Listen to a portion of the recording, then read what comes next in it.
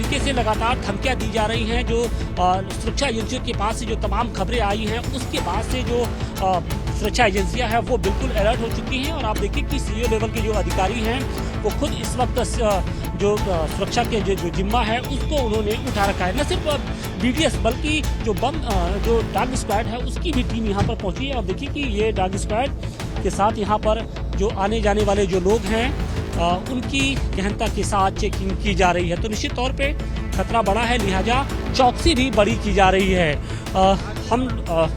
अब देखिए कि जितने भी यात्री यहाँ पर हैं सबकी एक एक बारी से चेकिंग की जा रही है। न सिर्फ उनका आधार कार्ड का मिलान किया जा रहा है बल्कि जो गाड़ियों के कागज हैं उनकी भी चेकिंग की जा रही है। इसके साथ ही एआई टेक्नोलॉजी का इस्तेमाल किया जा रहा है। महाकुंभ के दौरान श्रद्धालुओं की सुरक्षा सरकार की सबसे बड़ी प्राथमिकता है। हाल के दिनों में जिस तरीके से खालिस्तानी आतंकी की ओर से धमकी दी गई है और इसके साथ ही पाकिस्तानी आतंकियों के स्लीपर सेल के एक्टिव होने की जो खबर आई है, उसके बाद से मेला क्षेत्र में अब जो सुरक्षा व्यवस्था है वो बढ़ा दी गई है।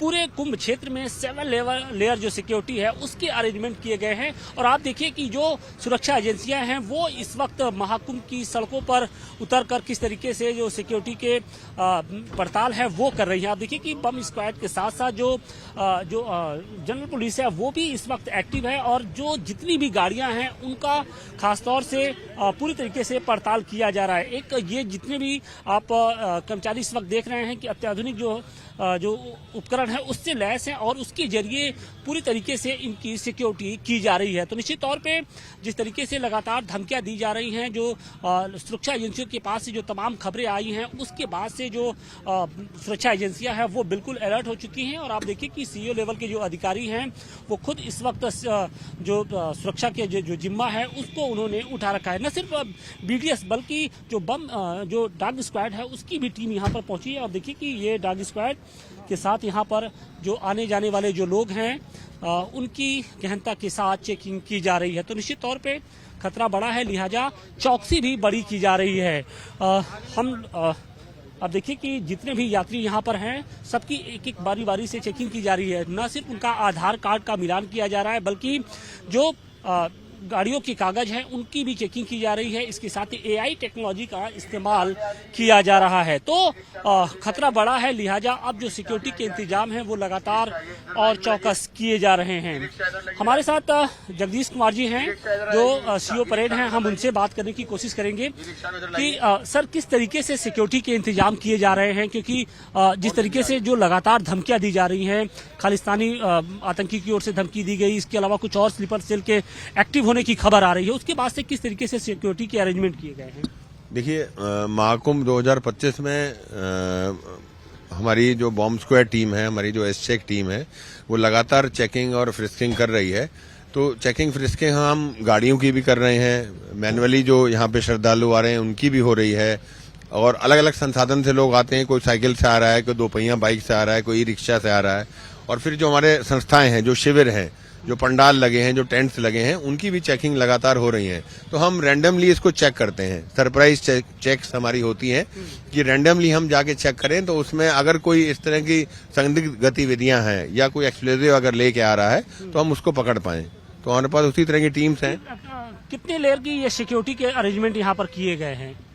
देखिए, जो हमारी जो चेक्स हैं, जो हमारी एस चेक है और जो हमारी बीडीडीएस टीम है, तो ये रैंडमली चेक करती है जितने भी। देखिए, इस मेले के अंदर दो एंट्री पॉइंट्स हैं। एक इधर जो आप देख रहे हैं काली सड़क, एक इधर से है और एक उधर से बढ़ता है नागवासुकी मंदिर की तरफ, गंगा मूर्ति चौराहे से।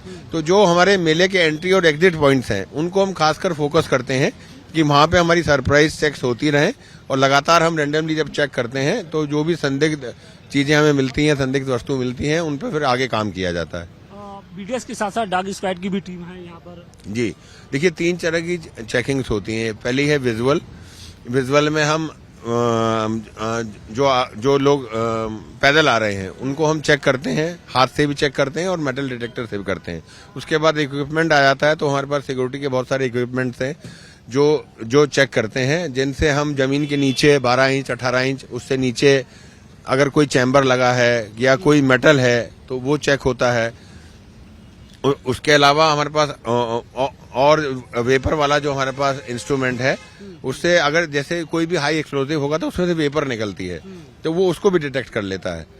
और आगे मैं आपसे इसमें बात करूंगा, एक बार इन गाड़ियों को एक बार यहाँ से निकलवा दें आगे। देखिए आप किस तरीके से जो सिक्योरिटी के अरेंजमेंट है वो किए गए हैं। 3 लेयर सिक्योरिटी के यहाँ पर इंतजाम किए गए हैं। न सिर्फ बीडीएस बल्कि डॉग स्क्वाड के साथ साथ जो फिजिकली जो चेकिंग होती है वो सभी पॉइंट्स पर की जा रही है। तो कोशिश यही की जा रही है कि जो श्रद्धालु यहाँ पर आए जब आस्था के संगम में डुबकी लगाने के लिए, तो उनको किसी तरीके की परेशानी का सामना करना पड़े, और इसके साथ ही जो सुरक्षा का जो भाव है वो उनके अंदर जागृत हो, क्योंकि लगातार धमकियां दी जा रही है और इन धमकियों के बीच में महाकुंभ को सकुशल संपन्न करना ये सरकार के लिए एक बड़ी चुनौती है। सनातन का सबसे बड़ा समागम महाकुंभ सिर्फ एक आध्यात्मिक मेला नहीं है, बल्कि भारतीय संस्कृति और आध्यात्म का प्रतीक भी है, और इसकी दिव्यता और भव्यता का एहसास संगम नगरी की सरहद में आते ही आपको दिखाई पड़ेगा। जी हाँ, प्रयागराज में पहुंचते ही, यानी प्रयागराज की सीमा के अंदर दाखिल होने के पहले ही कुछ इस तरीके के भव्य जो द्वार हैं वो बनाए गए हैं। फिलहाल देखिए इस वक्त हम वाराणसी की ओर से आने वाली जो मुख्य सड़क है उसके पास मौजूद है, और यहाँ पर देखिए कि सरस्वती द्वार का निर्माण कराया गया है। लगभग अंतिम चरण में निर्माण कार्य चल रहा है, सिर्फ लाइटें लगाई यानी बाकी बताया जा रहा है। और अगर आप इस प्रवेश द्वार को देखें तो राजस्थान के लाल पत्थरों से इसको बनाया गया है, और इन लाल पत्थरों पर किस तरीके से जो नक्काशी है वो की जा रही है, बेहद खूबसूरत नक्काशी की जा रही है। ठीक सामने आप देखेंगे कि मां सरस्वती की एक बड़ी सी जो प्रतिमा है वो बनाया गया है, और उसके ऊपर एक भव्य मंडप बनाया गया है। और न सिर्फ सरस्वती द्वार बल्कि इसके अलावा गंगा, यमुना और शिवा द्वार का भी निर्माण कराया गया है। कोशिश ये की जा रही है कि जो देश और दुनिया के अलग अलग कोने से जब श्रद्धालु यहाँ पर पहुंचे तो उनको कहीं ना कहीं महाकुंभ की दिव्यता और भव्यता का एहसास हो। देखिए बहुत सारे जो साधु संत हैं उनके पहुंचने का सिलसिला भी जारी हो गया है। हम उनसे बात करेंगे। कहाँ से आप लोग आ रहे हैं? हम तो आ रहे हैं वाराणसी से। वाराणसी से आ रहे हैं? काशी से। काशी से। हाँ। जो आप प्रवेश द्वार देख रहे हैं, कितनी मन में अनुभूति हो रही है सरस्वती प्रवेश द्वार का निर्माण? भाई बहुत सुंदर लग रहा है, बहुत स्वाभाविक है। हाँ प्रभु, अभी तो संगम नगरी दूर है, लेकिन उसके पहले ही महाकुंभ का एहसास होने लगा सर। हाँ, प्रवेश द्वार बनके तैयार है स्वागत के लिए आप लोग? बहुत अच्छा। हम लोगों को देख के बहुत खुशी हुई, बहुत आनंद हुई।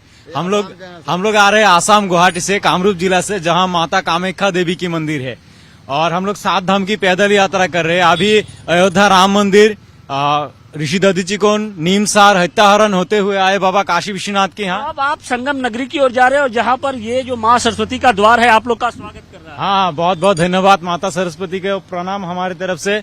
और हम अभी जाएंगे प्रभु कृपा से बस वहाँ। बिल्कुल, देखिए जो साधु संत हैं, जो श्रद्धालु हैं, उनके चेहरे पर यहाँ पहुंचने के साथ ही जो खुशियां हैं वो साफ तौर पे दिखाई भी पड़ रही हैं।